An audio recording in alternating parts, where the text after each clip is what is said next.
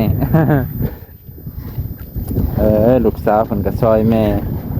จะแม่ว่าดุมันขยันเพียรน่ะลิลูกสาวหลาบ่นี่หลานตัวบ่าวๆอยู่ซอยอีกดุนอนหลานหน่อยซอยดีโอ้ข้าวต้มให้พี่น้องนี่อันที่ต้มแล้วไปพี่น้องนี่คือเกลือได้ไปพี่น้องขอซิมในเด้อแม่เด้อซิมเบิ่งก่อนให้พี่น้องเค็มบ่พี่น้องสมกับเกลือดิบ่มีหวานเลย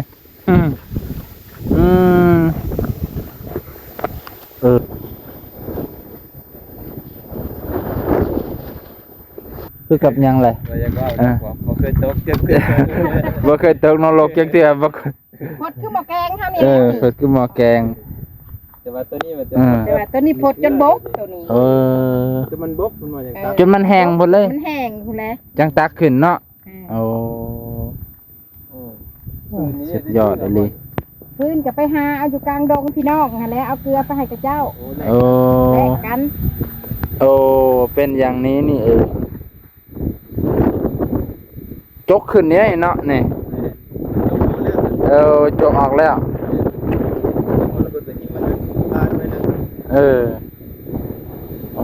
นี่เป็นจกออกแล้วไปเป็นเนาะใครว่าผ่านมาคืนหนึ่งแล้วคนก็จกออกแต่ก็เอาตัวไม้ได้นี่เนาะก็สิตัวไม้เอาดินใส่แล้วเอาน้ำใส่บ่มไว้ตัวเก่านี่ก็คือที่มีอยู่แต่ว่าบัวลายนะให้มันเป็นพุทธของแม่เพิ่นสามอ่างมีหูคักแน่พี่น้องพี่เป็นไม้ที่ขนาดใหญ่เลยนะนะอันนี้คือสิแง่ขึ้นให้มันเป็นหูแม่นแล้วก็แง่ตัวนั้นเข้าน้ำก็ไหลออกมา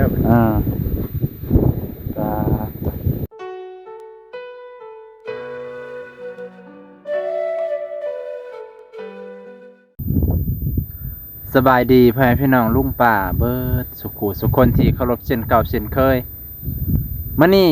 บ่าวนงสิพาพ่อแม่พี่น้องมาเปลี่ยนบรรยากาศแบบ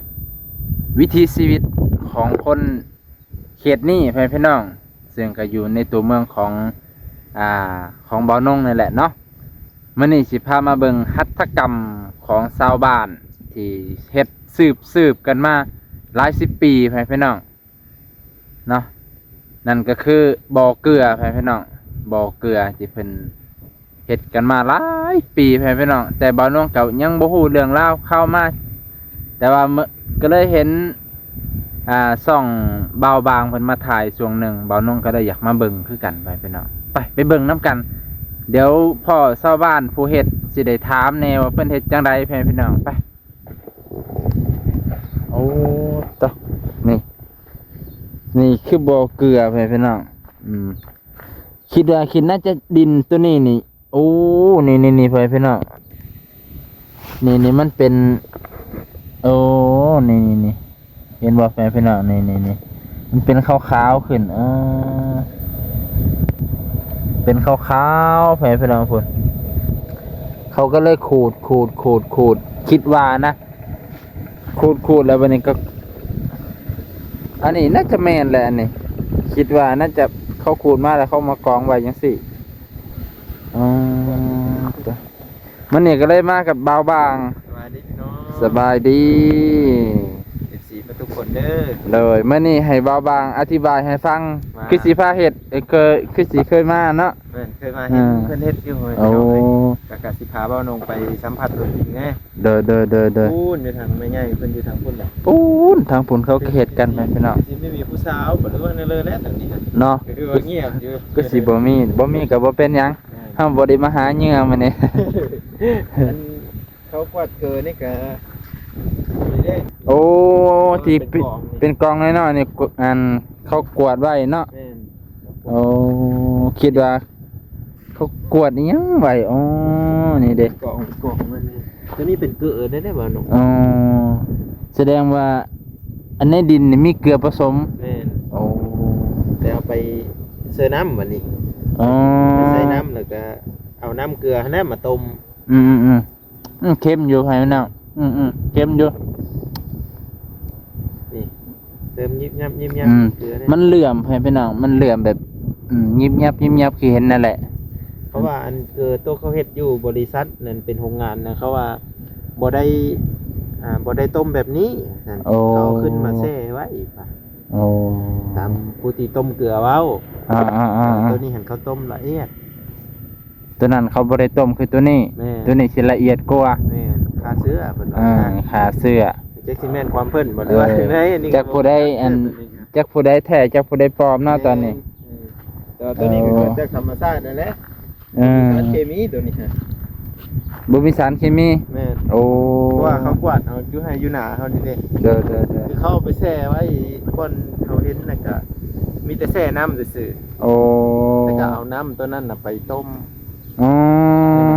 เคี่ยวว่าซั่นเคี่ยว ไปเคี่ยวให้มัน เป็นเกลือ เป็นเกลือออกมาที่ละเอียดที่สุด แม่น ปกติมันสิมีดินมานำเนาะ แม่น โอ้ปาตกไปพี่น้อง เขาขายคือกันได้บ่หนุ่ม บ่ แม่นคู่หนึง80,000กีบ โอ้เกือบคู่ละ120 บาท แม่น โอ้ 80,000กีบ โหมีราคาสูงอยู่เด้อแฟนๆเนาะนะกองหนึ่งนี่ต้มออกมาจักสิได้เท่าใดเนาะ ขายได้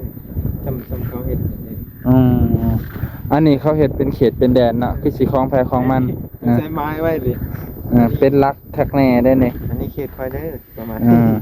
นี่ได้เห็ดไม้ซี เนาะนี่มีไม้สี่ข้างแน่วายเอาของกันบ่ได้ได้แบบนี้ เขตได้เขตมันเนาะ ป้าตัวแฟนๆเนาะโอ้นี่แฟนๆเนาะเอื้อยเพิ่นกำลังขูดเอาเกลือป้าตัวเหลื่อมคักเลยแบบนี้เนาะเหลื่อมเม็ดเกลือโอ้โทขออนุญาตถ่ายนี่เด้อโดยพอดีเห็นหัตถกรรมอันเก่าแก่ของบ้านเมืองเฮาสะออนเพิ่นกำลังขูดเอาเกลือบ่เอ้ยนี่โอ้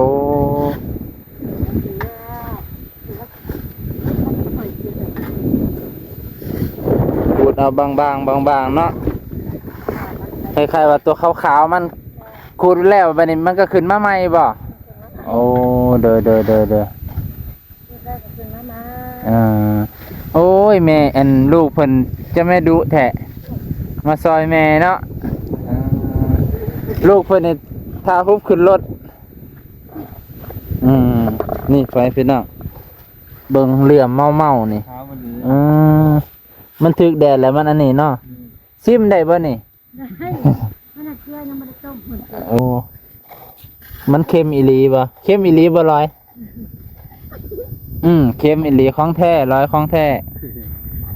แค่นี้เด้อ ร้อยบาทเค็มอันซีมโดดเขาเหยียบไว้แล้วแท้นี่ ลูกสาวเพิ่นก็ซอยแม่จะแม่นว่าดุมันขยันเพียรน่ะลิลูกสาวหลาบ่นี่หลาน นี่ก็ได้ ตัวบางอยู่ซอยอีกดุนอนหลานหน่อยน่ะซอยดีซอยลายเลยเพิ่นเนาะเต็มนี่เอ้ยเพิ่นน่าก็ขูดมาขี่มันก็ขึ้นมาใหม่เลย ต้มได้หลายมื้อซะบ่ โอ้เพิ่นต้มอยู่นี่เป็นเดือนเลยเนาะเบิดยามใดมันเบิดนี่เอ้ยโอ้สงกรานต์พุ่นเลยเด้นี่แสดงว่ายาวๆขูดกันยาวๆได้เพิ่นให้พี่น้องนี่เฮ็ดกันมาแบบนี้จักปีเลยเอ้ยโอ้7-8 ปีคิดว่ารุ่นปู่รุ่นย่าก็เคยเฮ็ดแบบนี้เด้เนาะโอ้โอ้ ข้าวมันเนาะ เด้อเป็นกระเฮ็ด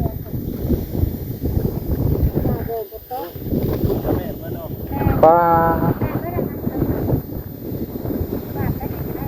ดินไผดินมันเนาะอ่า ถ้าเขาห้ามแล้วตอนใช้ตอนมันเลย โอ้ตอนไผตอนมัน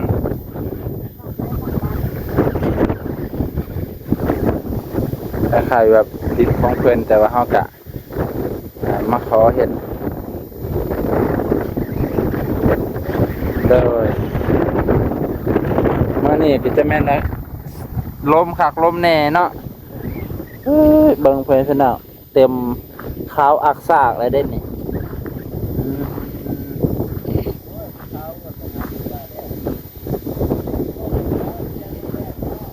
ป้าเพิ่นเอามาเบิ่งตัวนี้นี่แหละบ่น้องอยากได้ไม้จักโตหนึงพอได้อันนี้เพิ่นเอาพอได้ปิดเสียงลมนี่โอ้ข้าวต้มเพิ่นเอานี่อันที่ต้มแล้วเพิ่นเอา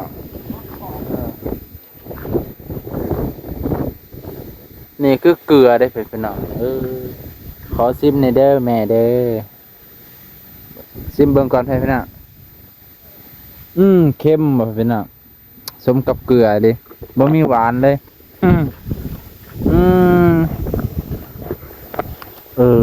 เนาะจังไปจังซี่แล้วบัดนี้ก็จังใดแหละบ่น้องก็บ่ฮู้คือกันนะเพิ่นคือสิ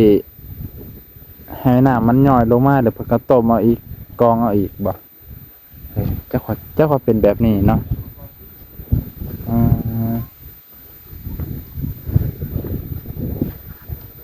โอ้คักไปเนาะหัตถกรรมคุอันนี้บ่80,000 กีบสุดยอดเลยเดี๋ยวไปถามผู้อื่นมึงเจอกะเพิ่นสิให้ข้อมูลเพิ่มเติมป้าตัวล้านน้อยสู่ชีวิตอีหลีเก่งอีหลีล้านน้อยนี่บ่ฮ้อนบ่ใส่หมวกใส่นี่เนาะบ่าวคือฮ้อนแท้เพิ่นบ่ใส่ฮ้อนหมวกเพิ่นบ่ฮ้อนโอ้อันนี้เพิ่นกองบ่เห็นพี่น้องคือสิแม่นเนาะกองคักแน่กองแล้วก็เอาดินตัวนี้ไปต้มคือสิเป็นจังซี่แหละอันนี้มันพดบกเลยนี่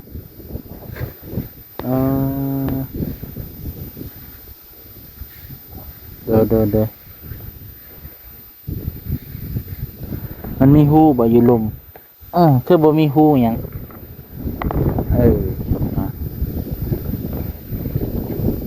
ไปพี่น้องนี่แหละชีวิตดังเดิมหัตถกรรมของประเทศลาวเพิ่นก็ได้ขูดเอาเกลือขูดเอาเกลือหน้าเกลือพี่น้องเพิ่นก็พากันเฮ็ดโอ้คักอะไรในกระสอบนี่จักว่าเกลือคือกันพี่น้องเบิ่งกันเด้อจักว่าแม่นเกลือเลยอันนี้ในกระสอบในเกลือบ่แม่โอ้นี่เด้ที่เพิ่นต้มแล้วโอ้เบิดกระสอบนี่คือสิหลายแสนเด้อนี่โอ้ต้มแล้วเนาะนี่ขาวจุนพูนเลยพี่น้อง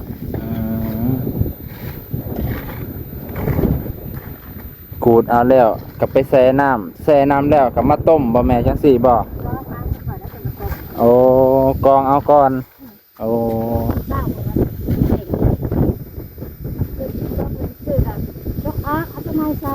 โอ้คล้ายๆว่าเอาไปกรองในหั่นเอาแต่น้ำมันไปต้มโอ้เด้อเข้าใจได้พี่น้องเอาใส่ในหั่นแล้วก็เป่งน้ำมันออกมันก็สิย่อยแต๊บจังซี่บ่โอ้เป่งแห้งก็บ่ได้เด้อค่อยๆเฮ็ดคือเหล้าหั่นเนาะเด้อเฮ็ดคือเหล้านั่นแหละค่อยให้มันไหลเบิดคืนก็สิเฮาก็ต้องเฝ้าเด้เนาะโอ้มื้อเช้าแล้วบัดนี้เพิ่นก็เอาน้ำตัวนั้นเอาไปต้มแล้วบัดนี้เพิ่นก็เฮ็ดจังได๋บัดนี้ยกออกมีแนวตักอ๋อเด้อเอาตัวเฮากล้องนี่มาใส่โดย ร้านหน่อยเก่งไงเลยเสียแต่ร้านหน่อยบ่ใส่หมวกเพิ่นบ่ฮ้อนเนาะย่านย่านย่านฟ้าขึ้นหน้านี่แหละบัดเป็นสาว ความเข้มถึกเด้โดยเอาขอบใจเด้อเด้อมาเบิ่งเห็นว่าโอ้เขตบ้านแถวนี้เพิ่นเฮ็ดหัตถกรรมดีโดยเดี๋ยวไปถามหม่องอื่นก็หลายบ่อนไปพี่น้องตัวอะไรเบาบางไปจังไดเนาะบัดนี้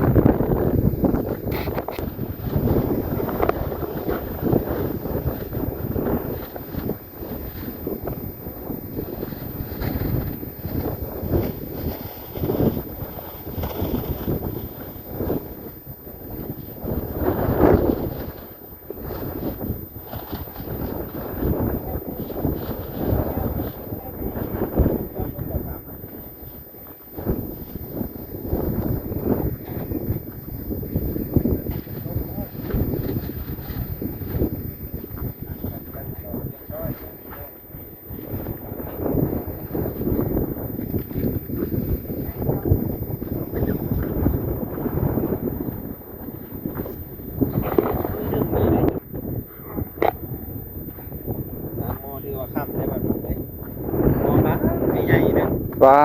ตัวนี้เข้มข้นคักเนาะกำลังสิเป็นเกลือบ่แม่น่ะ ร่างสิเป็นเกลือ โดย เรา โอ้ ก็ได้ตัด โดย อันนี้น้ำเกลือแต่ ตัวนี้น้ำมัน แม่น โอ้น้ำตัวสิเอาใส่มั้งฮั่น แม่น อ๋อ แต่ว่าเค็มจะได้น้ำนี่กันอันนี้กับโบได้ใส่สารเคมียังบอกธรรมชาติเลย ธรรมชาติธรรมชาติอันนี้แหละดีชา โดย แต่เอาน้ำอยู่ขั้นขึ้นมาใส่ เอาแบบว่าเฮายกออกเลยมื้ออื่นพุ่นแล้วได้เป่งบัดนี้ ยกออกแล้วกระตักสิท่านั่นแล้วขึ้นใส่ตักขึ้นใส่แล้วมื้ออื่นเฮาก็เป่งเอา บ่มไว้คืนนึงเป็นบ่มไว้ก่อนคืนนึงหลังจากนั้นก็จังเป่งเอาน้ำ เอาแต่น้ำมัน ต้มชนิด โดย แบบนี้เอามา โอ้ เอาน้ำแบบนี้มาต้มอีกเทื่อนึง ต้มแล้วก็เอามาตักขึ้นใจคุ แม่น อ๋อ น้ำมันไหลออกแล้วกระสอบจะกระสอบเมียน เอาไปขายได้เลยได้แบบนี้ ตัวน้ำก็ใช้ประโยชน์ได้อีกบ่ น้ำที่มันไหล ต้องหม้อนี่แล้ว โอ้ ตัวมันอันนั่นนี่เด้ตัว เห็นแล้วว่าตัวผัดต้ม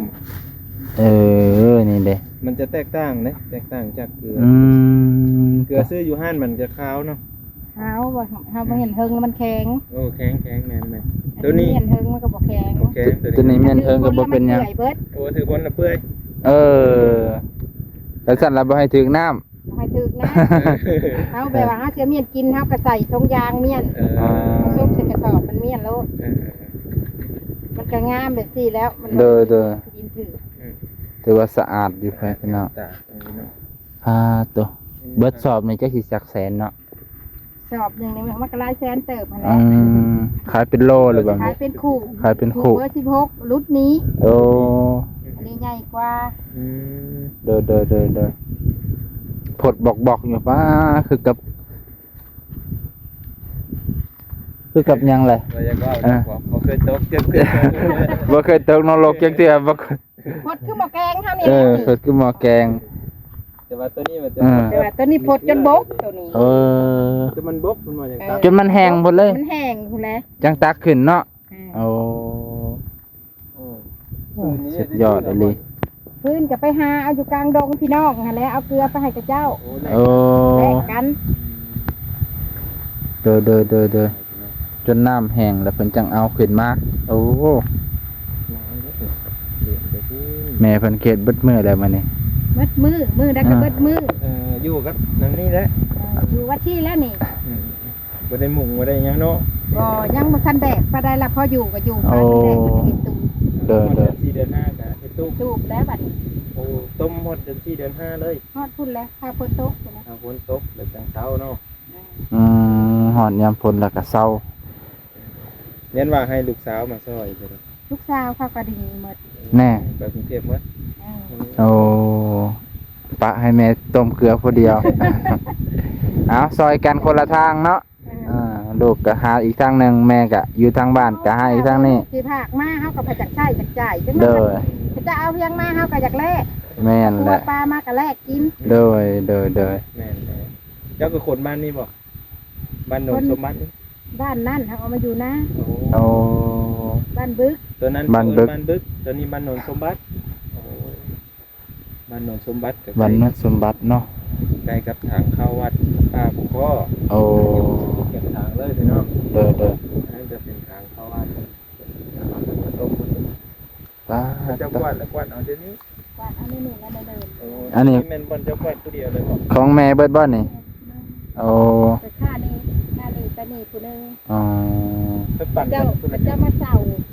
โอ้เป็นเสาเนาะแต่พอเป็นดินของผู้อื่นเนาะอ๋อ แต่ว่าเจ้าก็มาเศร้าต้ม เด้อ แล้วแบ่งให้เจ้าต้มน้ แต่แบ่งให้เจ้าของดินน้ ำเจ้าของดินครึ่งนึง ำอ่า เจ้าของมาเศร้าครึ่งนึง โดยแบ่งธุรกิจกันเฮ็ด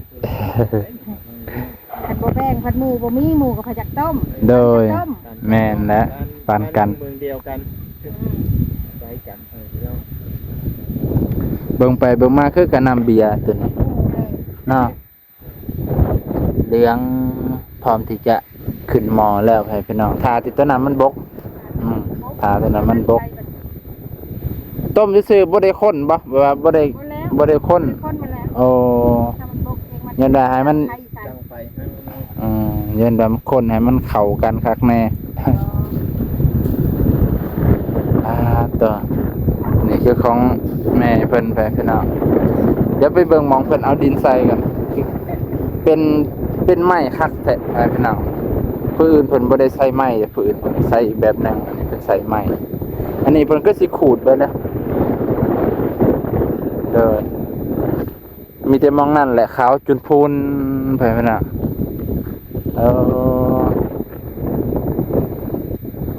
ผิด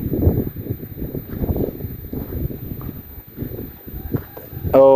เป็นอย่างนี้นี่เองจกขึ้นเนี้ยเนาะนี่จกออกแล้ว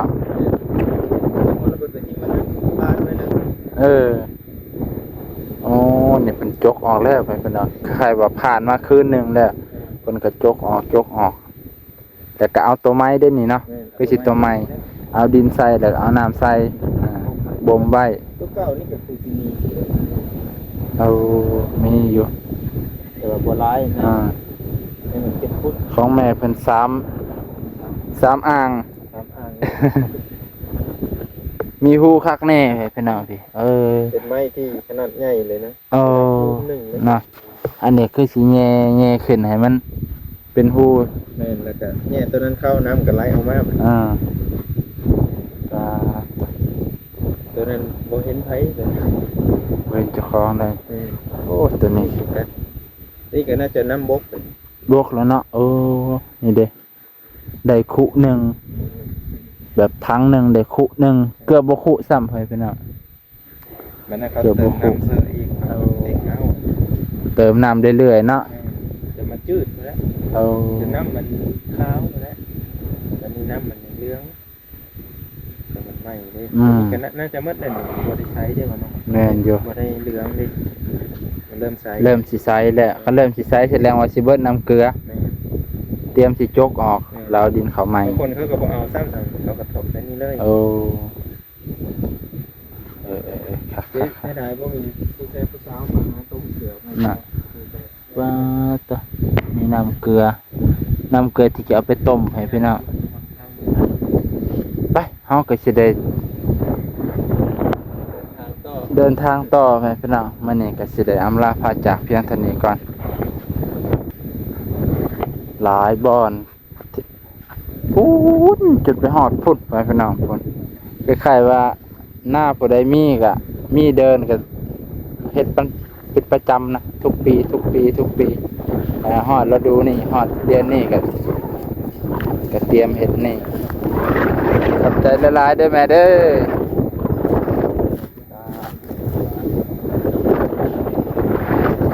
อนะหัตถกรรมของบ้านเมืองเฮาก็ยังมีให้เห็นโบราณพาเฮ็ดบรรยากาศตอนนี้ก็ลมอยากแห้งแน่ครับเสียงดังบูอยู่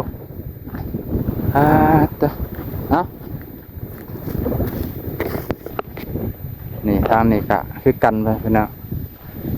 เท่านี้ก็คือกันอันนี้ก็จะเป็นอันเก่าเนาะอันเก่าเพิ่นที่เคยอันนั้นปีนี้คือสิบ่ได้เฮ็ดตามเบิ่งนี่ทางนี้เพิ่นจะเฮ็ดเบิดไปพี่น้องเอาดินมาก็มาขึ้นนี่ขึ้นนี่แล้วก็บ่มไว้ว้าตัวเอาไปพี่น้องมื้อนี้ก็สิจบเพียงเท่านี้ก่อนบ่สุขุสุคนอำลาพาจากเพียงเท่านี้ก่อน